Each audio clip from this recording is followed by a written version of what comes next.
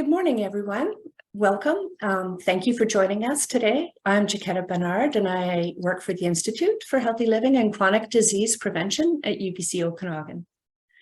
We would like to respectfully acknowledge that UBC Okanagan is situated on the traditional, ancestral, and ceded territory of the Syilx Okanagan Nation. And I'd also like to acknowledge that some of you are joining us today from many other places, near and far, and acknowledge the traditional owners and caretakers of those lands as well. Welcome to the 10th Annual Okanagan Embrace Aging Month, and thank you very much for joining us today. Embrace Aging is hosted with the Institute for Healthy Living and Chronic Disease Prevention at UBC Okanagan, Interior Savings Credit Union, and Interior Health. This is new news, but recently UBC Okanagan has joined the global network of age-friendly universities, which is formalizing its pledge to make UBCO more accessible, intergenerational, and committed to research programs that are informed by the needs of an aging society. So if you'd like to know more about Age-Friendly University Initiative, there's 10 of them, or have suggestions for us, or would like to get involved, please contact the Aging in Place Research Cluster on our campus at UBC Okanagan, and I can put more information into the chat later about that. They do have a website. It's aginginplace.ok.ubc.ca. Embrace Aging Month was launched 10 years ago to celebrate and raise awareness about positive aging, and has once again organized a number of educational opportunities and events during the month of March. I'm really happy to be running them, and 10 days in, it's been a lot of fun so far. The sessions are designed for everyone, young and old alike, and focus on a variety of topics related to healthy aging and ways to improve quality of life among seniors and their family caregivers. Our goal is to inspire everyone to embrace positive aging. You may have noticed there's closed captioning that is coming up on your screen. You can move the captioning box to anywhere that you'd rather have it by clicking and dragging it, or you can turn the caption off by selecting the Hide Caption button at the bottom of your screen on the menu bar.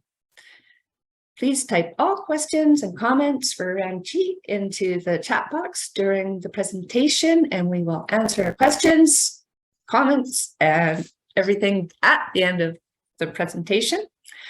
Today's presentation is brought to you by the Embrace Aging Month, and today's session is 10 Secrets for Healthy Aging, brought to you by our lovely speaker, Ranjit Uppal, who has a background in nursing, health consulting, and is now a retired senior expert in celebrating healthy aging. Over to you, please, Ranjit. Good morning, everyone. Thank you, Jaquetta, for the lovely introduction. And as part of our Embracing Healthy Aging, today's topic is 10 Secrets for Healthy Aging. So let's get going. So the agenda, I'm just going to talk briefly about what is health and how does WHO define health and aging. We'll discuss the steps to healthy aging. And at the end, I have some resources. And as Jaquetta said, we'll take questions at the end, because that way we'll have the content covered and we can have a good discussion. So, World Health Organization defines health as a state of complete physical, mental, social well-being, and not merely the absence of disease and infirmity. That means frailty or illness. And aging, as defined by the World Health Organization, is damage at the molecular and cellular level for biological aging, and that leads to reduced physical and mental capacity, risk of disease, and ultimately death. Now, aging is also affected by some major life events, life transitions, for example, retirement, moving to a whole new area of the city or totally different town, or passing of a loved one or losing a partner. So those events in your lifetime can all affect aging. I was happy to see this. UN has declared Decade of Healthy Aging from 2021 to 2030. And in doing so, they want to reduce, at the global level, they have looked at reducing the health inequities and improve the lives of older people, their families, communities through collective action in 4 areas. Really, I was quite happy to see this because pandemic has really brought up a lot of these issues. So 4 areas to focus. They have actually given this mandate this task for World Health Organization, who works with different countries, the organizations or international agencies who work or collaborate together, and they would be working on changing how we think, feel, and act towards age and ageism, developing communities in ways that fosters the ability of the older people, delivering person-centered care, and also providing access for people who needed long-term care. And this is, everybody's aware of what happened during the pandemic. Our vulnerable population really suffered a lot. So this is good news to see. Now, let's move on to an inspiring story. Jerry Timmerman started swimming competitively at 79 years of age. He participated in master swimming competition. And he's in Manitoba, by the way. He established 2 world records at the age of 104. He said it was a challenge for him, and that's why he swam. Sorry, there's a typo. I never worried about getting old, just kept plugging away. So looking at Jerry, I mean, that's really inspiring because at 104, he set up 2 world records. If he can do that, he must be in a really good shape. And that really inspires us to look at how can we strive to be healthy so that we can actually enjoy a good quality of life as we get to those golden years, spend our time more independently rather than being dependent on others. So having his attitude tells us a lot. He says, I'm never worried about getting old. So that, it's a mindset. If you think about it positively, you can do anything you want. And that's what he did. And he just took it as a challenge and he just kept swimming. So how can we stay healthy? And this is where, we have to individually look at our lives and say, okay, what can I do to stay healthy? So first and foremost, you have to understand your health risk. We inherit some of the health conditions from our parents. I mean, and that's where the genetics, come in. Factors that are beyond our control. So those could be like, your age, you can't stop that. Your gender, you are male or female by what you have got. And then, of course, your genetics, you don't have control over that. Your ethnicity is the other one. So, for example, I'm a South Asian female, and, my risks would be, definitely based on my ethnicity, my gender, but also my familial, that's my family health risk, whatever it would be. Say, for example, I say South Asians are also at a high risk for cardiovascular diseases. So I have a high risk of, developing heart disease. But then, is that really something that could affect me? What can I do to mitigate that risk? Can I mitigate those risks?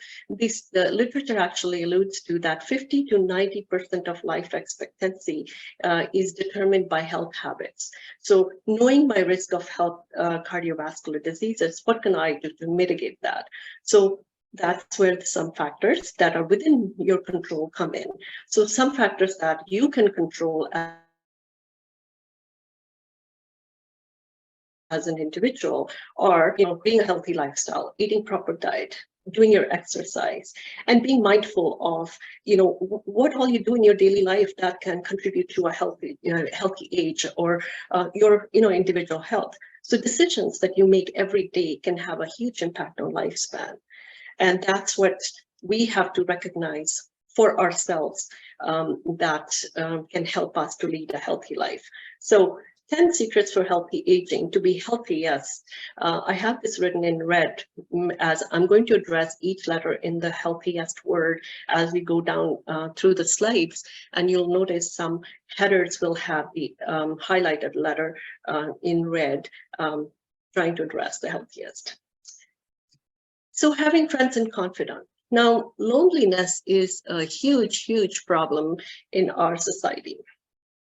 Now, isolation, we all experienced during pandemic really put our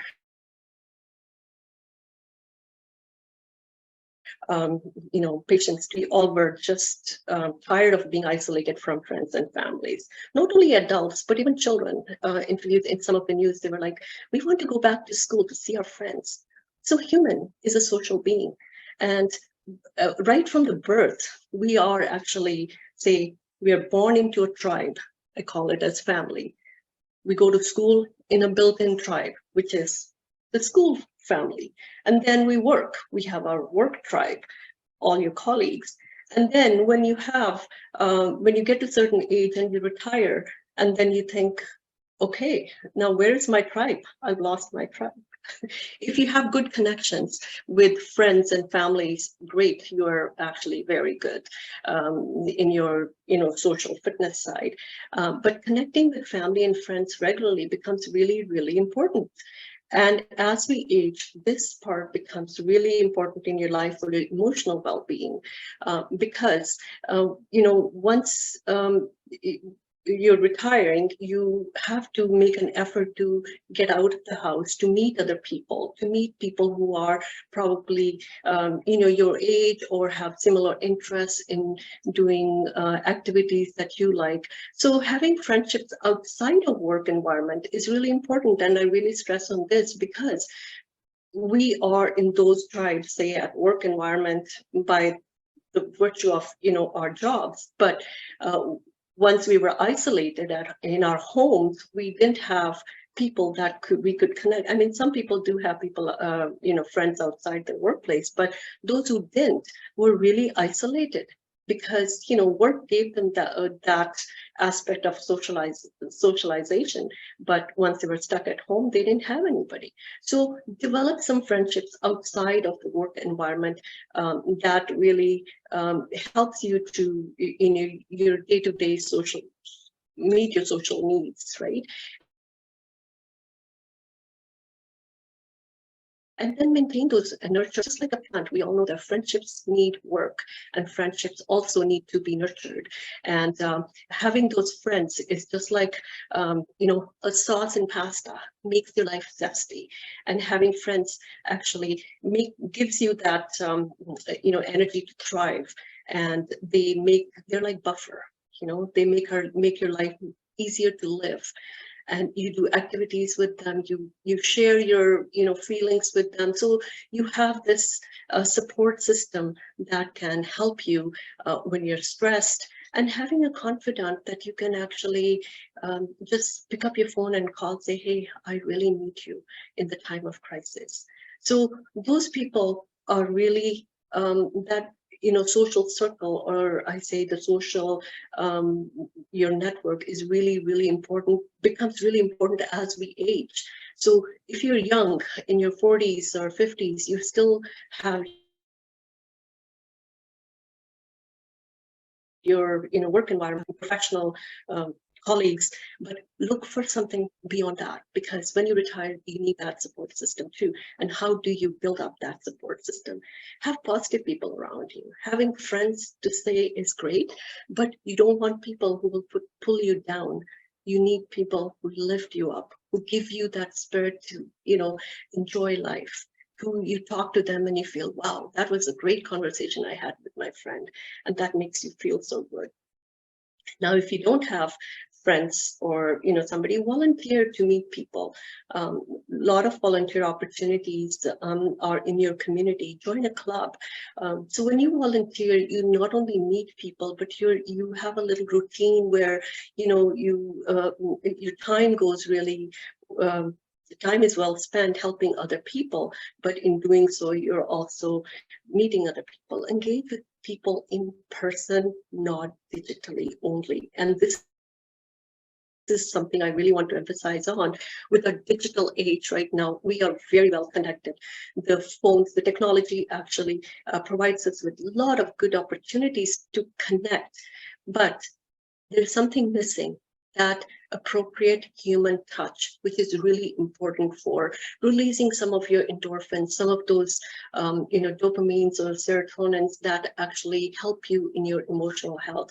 So that hug, that handshake is really important. So instead of saying, just talking on WhatsApp or messaging each other, say, hey, can we meet for coffee? Or, hey, do you want to go for a walk? And we can, meet that way and also do our exercise. So you are really fulfilling that, two needs in one meeting. And I can't really stress enough to please get away from your technology, use it, but in appropriate way, but you take time away from that to connect.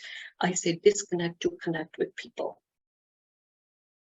Eat a rainbow. Just going back to this, I was also going to say that people who are socially connected, they did a study in University of Toronto, some social workers did. They found that people who were socially connected or had friends and families, they were actually 7 times more, easier to recover from some of the health conditions. So it does play a really intersects with your health, so that the friends actually help you to recover from your any health conditions that you may have. Eat a rainbow. As equally important as having friends, but I would say having friends is more important, because if you're feeling uplifted, you're feeling good, you're more likely to eat a rainbow. So eating a rainbow means eating a well-balanced diet. As we age, our caloric need actually goes down, but the nutrient needs goes up because we are eating less. So eating a nutrient-dense diet. So if you look at this plate, this is a healthy plate, and half of it is covered with fruits and vegetables. 1/4, if you put a knife right in the middle and put a fork the sideways, you have 1/4 which has the protein, and the other quarter has grains, so starches. So a well-balanced diet. Choose healthy nutrient sources. For example, plant-based foods are actually advisable. Cut back on your, I'm not saying totally give up, but cut back on your red meats and introduce more plant-based foods in your diet for proteins, and choose whole grain foods. Don't just go by the color, but look for whole grains in there, because there are a lot of additives to make them brown and look like they're whole. Read the ingredients. So that's where, reducing the consumption of processed foods come in, because when you read the labels, you'll see what are the hidden, other ingredients that are in those foods. So there are things that are put in your food so that they last longer. Have you ever noticed that a white bread can sit in your fridge without getting moldy for a long, long, long time? I wonder what's in there. So read the labels to look for hidden things like sugar, sodium, what kind of fats are used, what kind of oils are used. And for that reason, those foods are actually high caloric. So if you reduce those consumption of those processed foods, you're saving on calories. And I also say, for that reason, cook more often. Cooking more often will give you're consuming not only fresh food, but also foods with minimal additives. You'll add just things that you like, not the hidden stuff is not there. So cooking more often will actually contribute better towards your health. Eating together or with others is really, really important. If you can, if you want to really enjoy your meal, eating with others makes it more enjoyable. Sitting on the table with your family or with your friends, or they say even having your pet close by helps, because you're not alone. When you're alone, you can easily get distracted, because how often you see people sitting with the phone and they're eating, and they don't even know when they've consumed their food, and they go, oh, it's done. But they're too busy in their phone. So you don't even know what you consumed. So that's where eating mindfully and moderation comes in. Whatever you eat in moderation. Don't deprive yourself of it, but eat mindfully. That means enjoy that meal. You eat slowly so that your brain and stomach are able to communicate with each other that, I've had enough. That message goes to the brain. It takes some time, but if we just rush, gobble up our food, that messaging does not happen. I say moderation is the key. When we look at, Japanese Okinawa village is where it's known for healthy older adults, like they live up to 90s and they're healthy. They practice something called hara hachibu. That means you eat only up to 80% of your appetite. So if you're hungry, eat up to about 80%. So don't have to fill up all the way. That gives your body the chance to actually sort of recognize, yes, I'm full, not also to process that food, to digest, because as we age, our digestive secretions also decline. So digestion also is affected by that, by age. So, practicing hara hachibu is really important and also avoiding falling for marketing trends. So our market is full of, they're bombarding people with all kinds of labels. This is heart healthy, this is cholesterol, this can help you reduce the cholesterol. And so to be mindful of that, you have to, pay attention, be mindful of what you're consuming, what you're buying in your pantry, and also what kind of diets people are actually getting into. A lot of fad diets.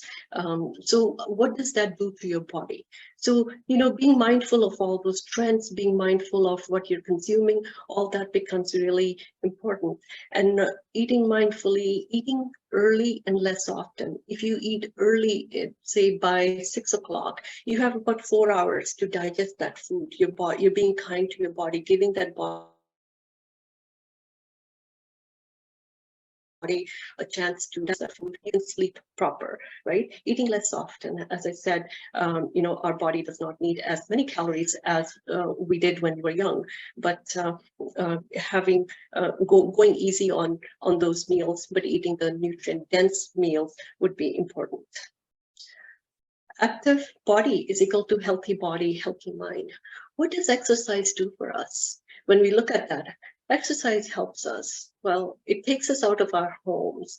We're out in the fresh air. We look at, around us, people walking, birds chirping. It does wonders to your emotional well-being. You see children playing, your mind lightens up watching them play. And just that fresh air in itself. And at the same time, when you're walking, you're burning those calories. Now, exercise doesn't have to be like, gruesome or, that you're doing such grilling activity that you don't go back to it. But the main thing is keep moving. How can you keep moving? And, some of you, if you're working on a desk job, I know when I worked, a lot of my job was desk job. You would get up every 15 to 20 minutes, do a little walk around, so that you're not sitting sedentary all the time. You're not sedentary all the time. So just the fact of keeping that in mind, that the more you move, you're actually helping your body. Make it a routine. Whatever it is, it doesn't have to be doing everything at the same time. Like Health Canada actually has guidelines now, physical activity that is 150 minutes per week. Now that means 30 minutes per day. Now 30 minutes can be divided into two. You walk for 15 minutes, you walk for 15 minutes later after your meal. So those 15 minutes are so easy, actually. You can get up and do a little walk, do a little, do a little weights if that's what you desire, whatever it is. You have to find something that you enjoy. When I say, do exercise, you don't have to go and join a gym and run on the treadmill or elliptical or lift those weights, but you have to find something that really resonates with you, and you're more likely to go back to it. If you join something that you don't like, you're less likely to go back to it. But adding variety is important. Having some aerobic exercises where you sweat, where you raise your, heart rate up. It's important for your cardiovascular and your brain health. Forget that blood flowing. So doing weights, biking, hiking, walking, swimming, all those different varieties of exercises is important. So if you do one, say, heavy exercise today, I hiked maybe 6 kilometers. Tomorrow, I can do something lighter, go for a swim, or do some yoga, or do some Tai Chi. So strength-based exercises are important for us to maintain that muscle tone, strength, so that you can do your daily whatever lifting, pulling, pushing you have to do. But at the same time, flexibility and balance is also important to prevent you from falling, maintaining your posture. And endurance, say if you're biking and hiking, you need that endurance, running. So adding the variety in your exercise routine is really important. But again, you see how much you can tolerate, and gradually you build up on that. Dance to music and have fun.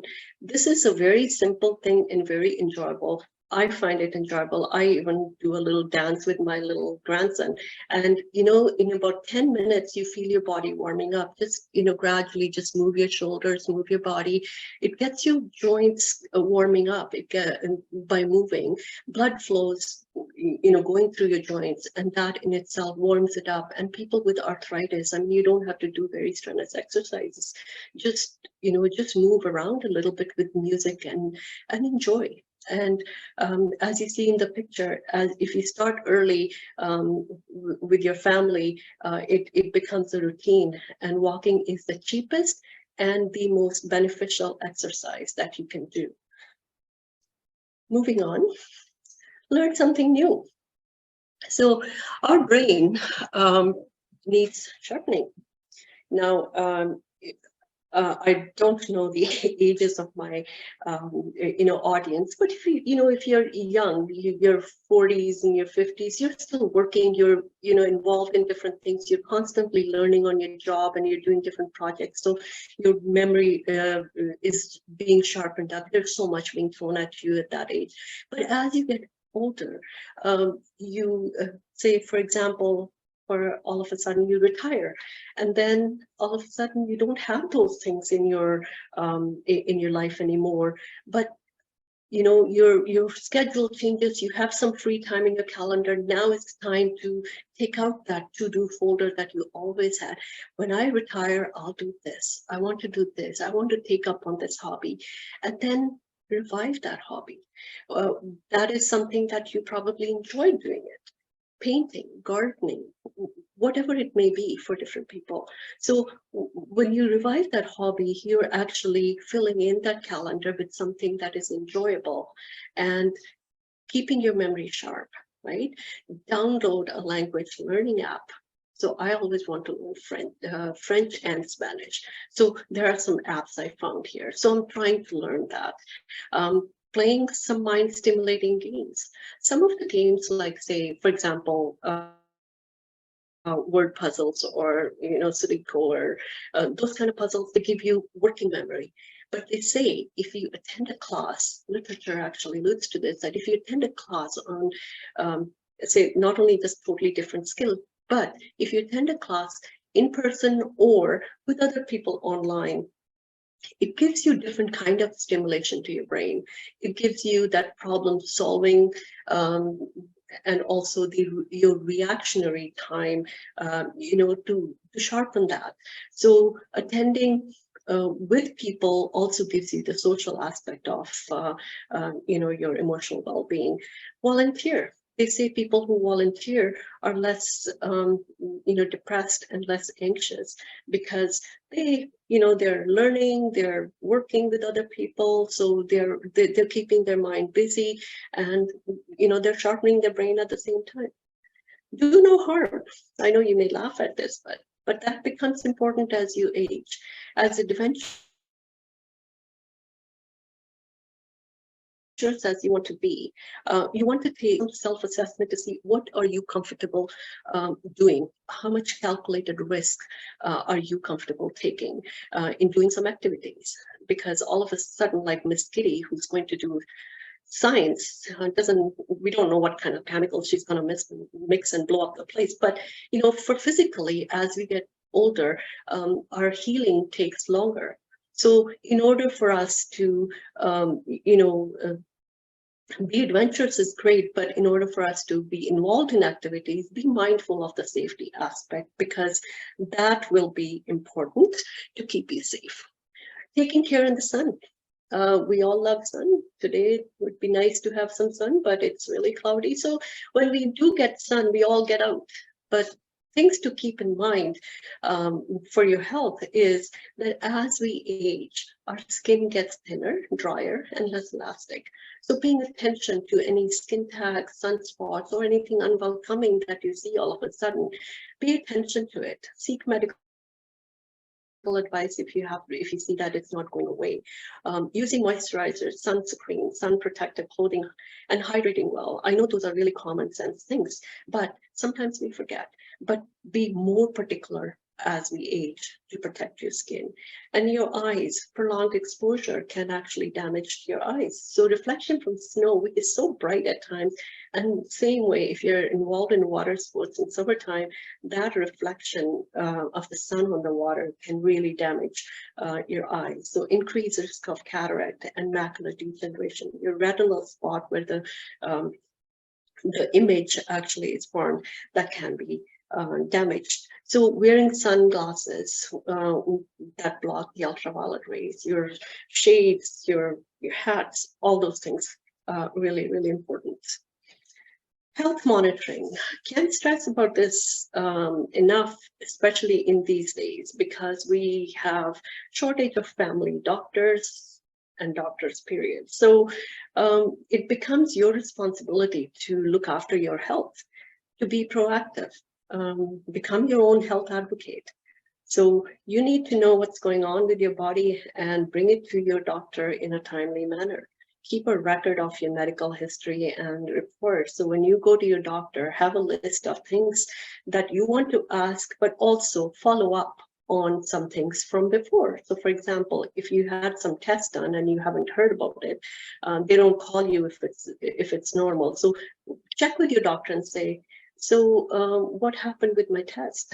Can you please give me the report? And you can ask them to even print it and they'll give it to you. So make a folder, put everything in place, because all of a sudden, if your doctor decides to retire or you decide to move, you have all these reports with you to take along. Keep up with regular checkups and screening, which is again important based on your gender. For women, your breast screening, cervical screening, really important. And if you're older, your bone density, as osteoporosis, so for men and women both. Your FIT test, which is the colon cancer test, prostate test screening. So, these tests, if your doctor forgets, at least you can remind them, say, I need to, I haven't had this done, so can I please have this requisition, or can you please book this test for me? Timely diagnosis is really important for a timely treatment. If it gets too late, sometimes things don't get really, good outcomes from that. And if you're in doubt, ask your physician for a second opinion. Say, I would like to see another doctor for this, and that's within your rights. Increase your water intake, maintain, water, hydration is crucial really for your body functioning, and virtually every chemical process takes place in the water in your body. So think about when sometimes you're dehydrated and you feel dizzy. You need water, your body is deprived, right? So improves your moods, maintains your body temperature, lubricates your joints. And when you're hungry, it curbs hunger. So when you're hungry, sometimes don't reach out for food, but instead, drink some water first. Maybe your body's just asking for some water. And if you don't like the taste of plain water, you can go for infused water with, lemon, mint, cucumber, drink green tea, and soups, vegetable soups, but please avoid the sugary drinks, any of those energy drinks, or look at the sugar content in those. They're really, really hot. Ease your mind and body of stress. Life is stressful. And as we see, we cannot really avoid stress in our life. Work is stressful, relationships are stressful. We have to find ways to cope with those stresses in a healthy way, because psychological factors really contribute to biological aging. So in doing so, do some self-assessment, learn your body's response to stress. What are your physical responses from your body? Some people say, well, headache. Some people get this knot in their stomach, or some say, I'm hungry all the time, so I just eat. Learn your mind's response. How does your mind respond to stress? Irritable, you're angry, some people just have tears, forgetfulness, sleepiness, and once you know what is your physical and your mental response to the stress, you take action. And this will be totally different for everybody. Whatever works for you, learn some healthy coping mechanism, because each person has their own way of coping with stress. Let's look at some of the stress relievers. So exercise. Some people say, I exercise and that helps me. It could be doing weights, running. It could be just walking out. For me, I just have to get out of the house, go for a nice long walk. And when you walk, just think about it, that whole fresh air, that, just looking at the outside, of course, in summertime, you have nice green grass everywhere. You hear the birds chirping. It just lightens up your moment, right? You feel better. But quiet time alone, sitting on a bench, think, reflect, and try to solve that issue if you want to. But other people, they feel writing and journaling takes the matter off their mind, and they put it on the paper, and that helps. Living in the moment, really, really important. How often we hear, please live in present, because you can't really change your future. We don't know about it. We can't really change our past. So look at this guy. He is with these, girls blowing bubbles. Now immerse yourself in blowing bubbles or doing whatever activity you're doing. Living in that present moment helps you to forget that stressor. So you enjoy that you're doing, and making time to unplug. Technology is wonderful, but it also adds stress to our lives. You don't have to answer every email or message right away, right? Of course, I understand there are priorities, but make time to unplug when you're stressed. Put your phone away, go for a walk, come back. Things are going to be there. Somebody's messaged you, you can respond to that later. Practice sleep hygiene. This is, again, our society is so sleep deprived that we really need to make sleep as our power, because sleep is when your body sort of renews itself. The cells are going through changes. Your cells are going through renewal process in the brain. Your brain needs to chill out. So giving that break to our body so that it can rejuvenate in the morning, so that it's fresh for you.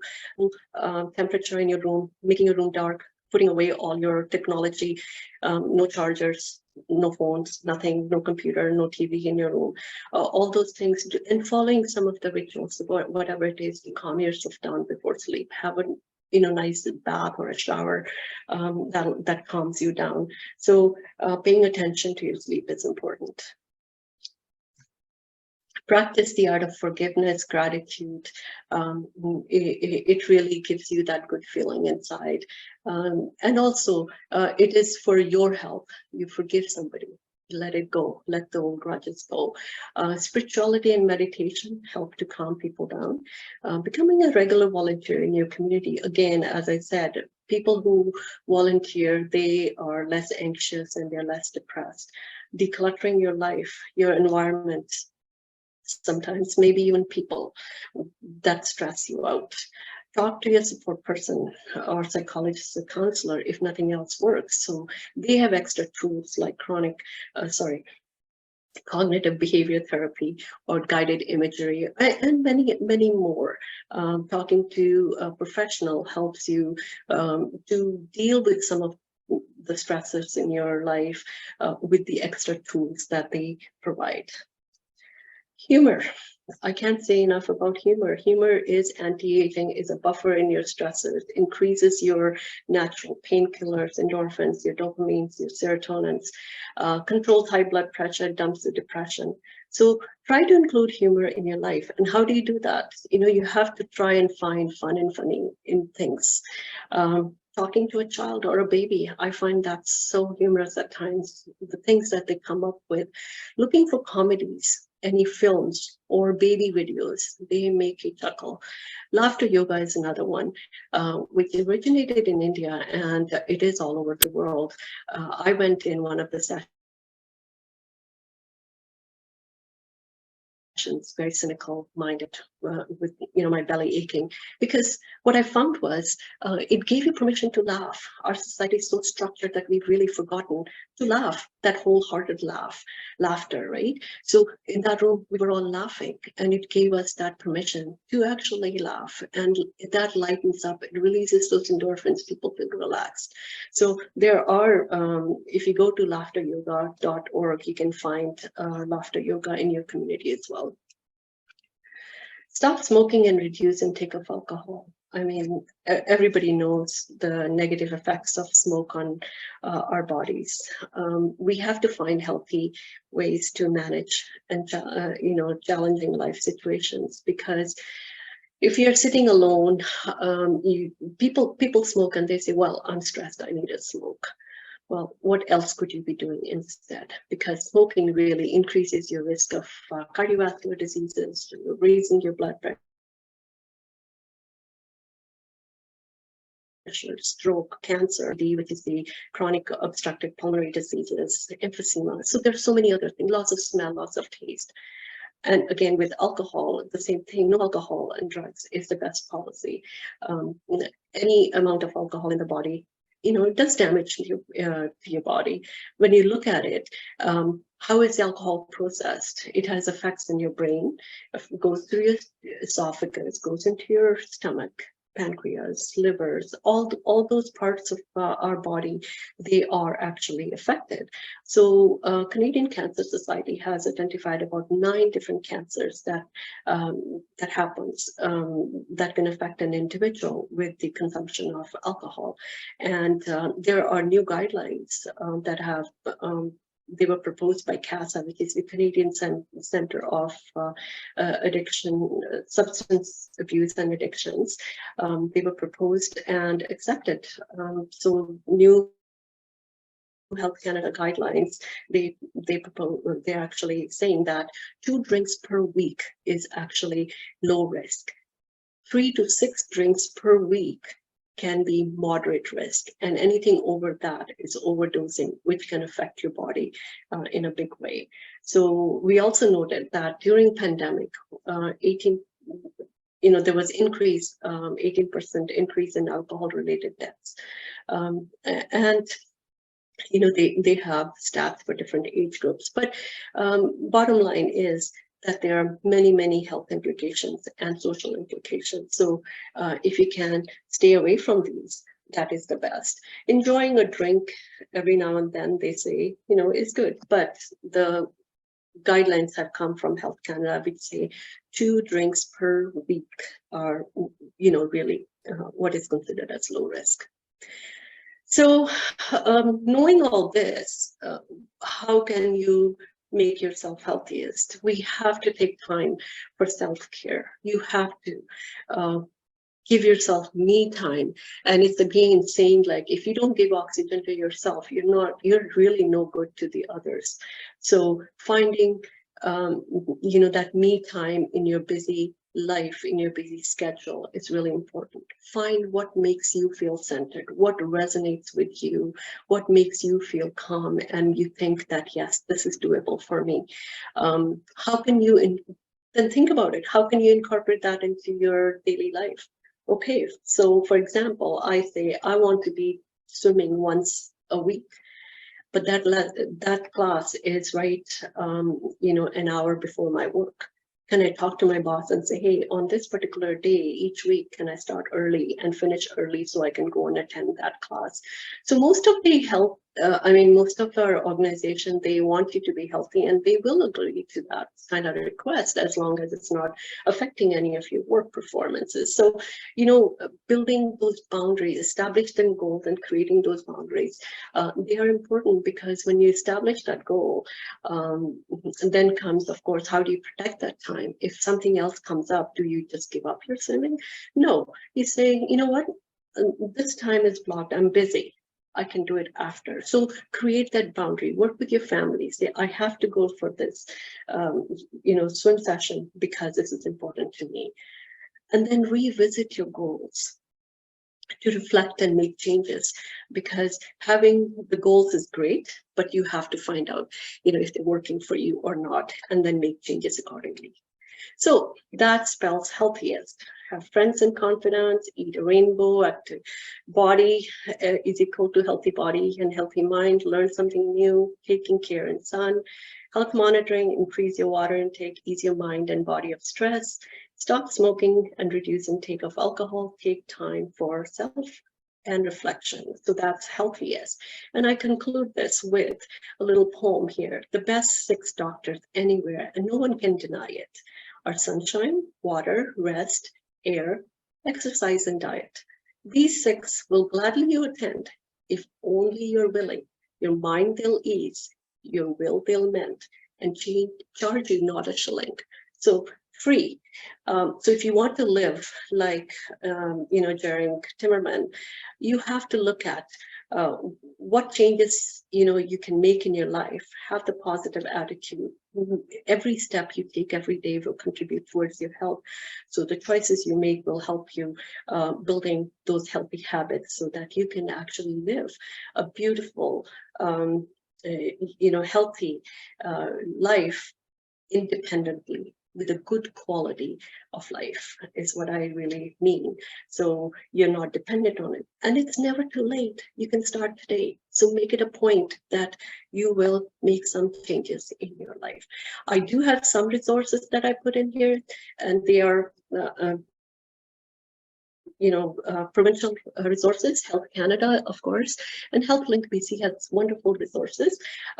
Very important that you go to credible sources of information, because you don't want to be bombarded with misinformation. The information on these sites are reviewed by practitioners, and they are actually I think they're reviewed double and updated, as soon as the changes come up.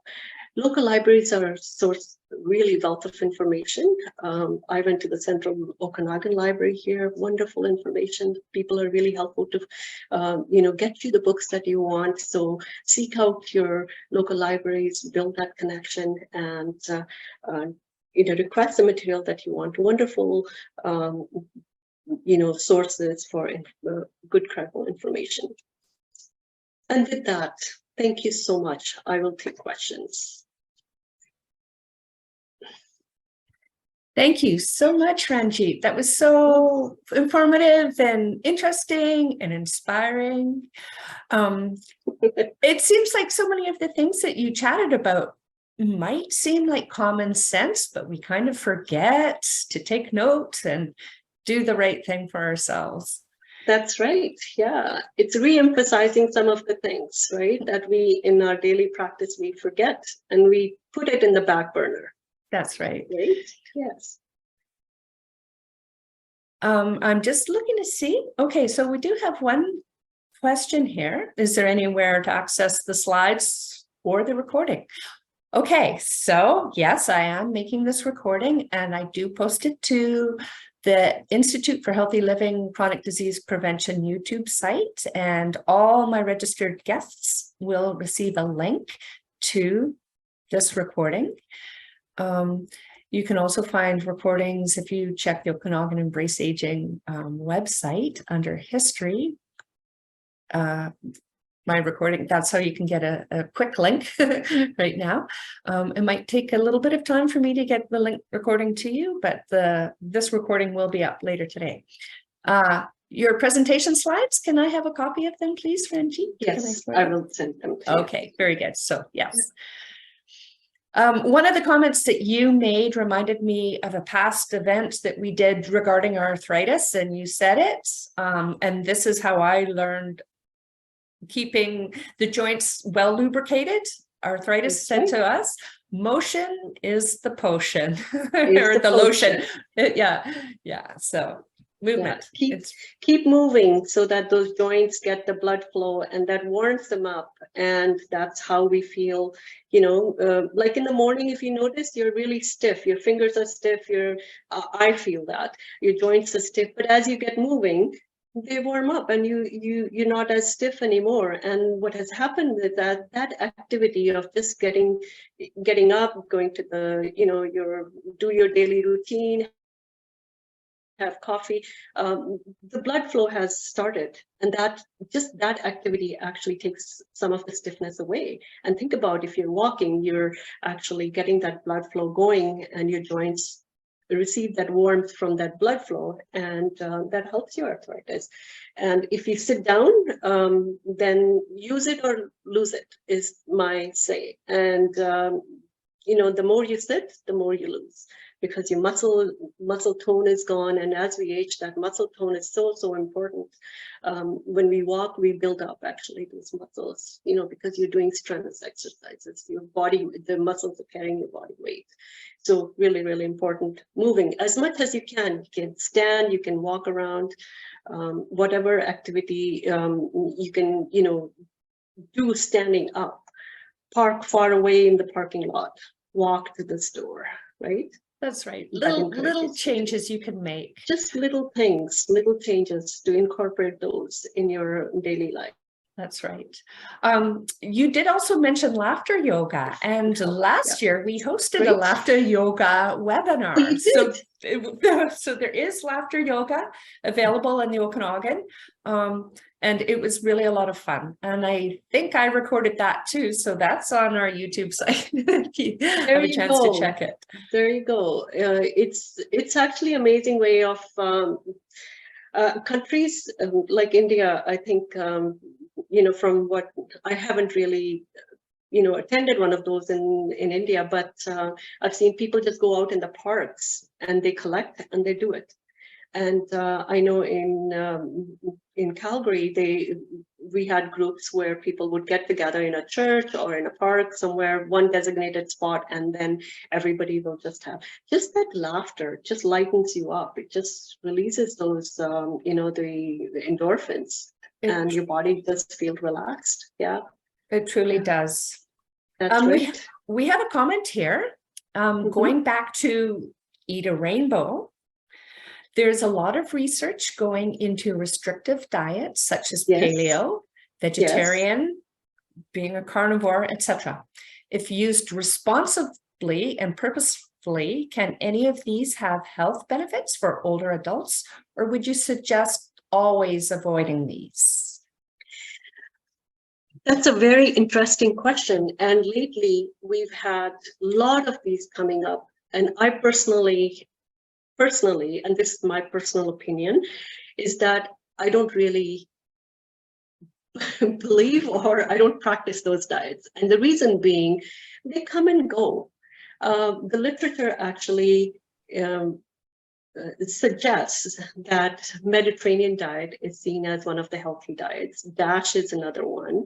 And with that, they've come up with MIND diet, which is a combination of Mediterranean and the DASH diet, which is, addressing the stop the hypertension diet. So I don't practice any of those, ketos or paleos, because I believe in eating healthy diet in moderation. So I'm not knowledgeable enough to say that, the paleo diet would have certain effects on your body, So I would say my suggestion would be always talk to your physician, because everybody is different and every body is different. This is my classic line in my talks, because we all are wired differently. How one body tolerates one particular diet will be very different from how somebody else is. And also taking into consideration what are your health issues that you are suffering from that may be affected by that particular diet, right? So I'm a vegetarian. So being a vegetarian, that's my personal choice, but I have to be mindful of consuming certain amount of, the proteins, good sources of proteins, and how do I so think more about that, discussing with your physician. And I would say, if you can see a dietitian, they are a great source of information, a credible source of information that you get from them. So I personally don't believe in any of those other diets, because they can affect different people differently. I hope that answers your question, because everybody is different, and I do not really go into any of the fad diets. So intermittent fasting is another one that a lot of people are, taking on.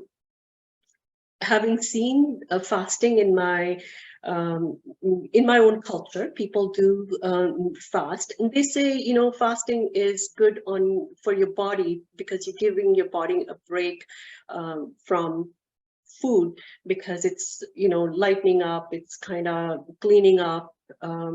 So again, 12 to 14 hour fasting, and then you eat whatever you eat.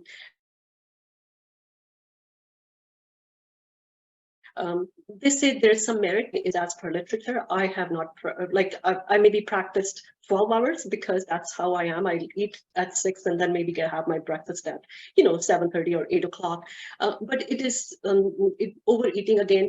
They say eat less and eat less and eat less often. So it's the whole, I think, philosophy behind it is giving your body a break to digest whatever you consume. And if you've overeaten, it gives that body that opportunity to clean up from the gas. And remembering that the gastric juices also reduce as we age, so the digestion is affected by that aging process as well. I think giving the digestion a rest, just like we give our body a rest at the end of the evening, you can kind of time that in so that you can have that break, Exactly. Let everything have time. Yeah, but talk to your physician about, how it is, because if you're diabetic, that may not be the right thing for you to do. So this is where it gets a little bit, confusing for some people, because they want to do, one thing I will really stress upon is don't do something just because you want to look good. You want to be healthy is what you really want to focus on, because looking good, losing weight, but in a healthy way. Do you really have to lose weight? Talk to your physician about that. Look at how much do you weigh as per your height. If you're in an ideal weight, you just want to maintain that and be healthy, right? So you want to be healthy, and how you stay healthy and maintain that adequate or the optimal weight, talking to your physician would be really important. Say, hey, do I need to lose weight? Yes, losing 10% of the body weight, they say, can, prevent some of the risks like cardiovascular diseases, obesity, or diabetes, and those kind of things. So that's where the healthy lifestyle comes in, right? So lose weight if you have to, but don't have to just because I want to be trim. Because I've seen a lot of people lose a lot of weight and they gain the whole thing back, and then they are actually more than what they were before. So taking these steps in a healthy way, finding the healthy options, or the proper way of doing things, rather than just following somebody, say, hey, I'm doing keto, do you want to do that too? I'm not really pointing a finger at keto, but in general, I'm just giving you an example that follow a healthy way of eating like, as I said, Okinawans eat. They just eat small portions. They don't eat a big portions. So when we go out to eat, sometimes the portions are so big and we feel, oh my God, this is big. But I paid for it, so I should eat it. No, you eat half of it, take half in the goodie bag, take home, right? So that's where some of these decisions that we make on daily basis impact our health, which we may not realize at the moment, but eventually, it builds up. That's right. So I see, Ranjit, we've run out of time so soon. Yes, yeah.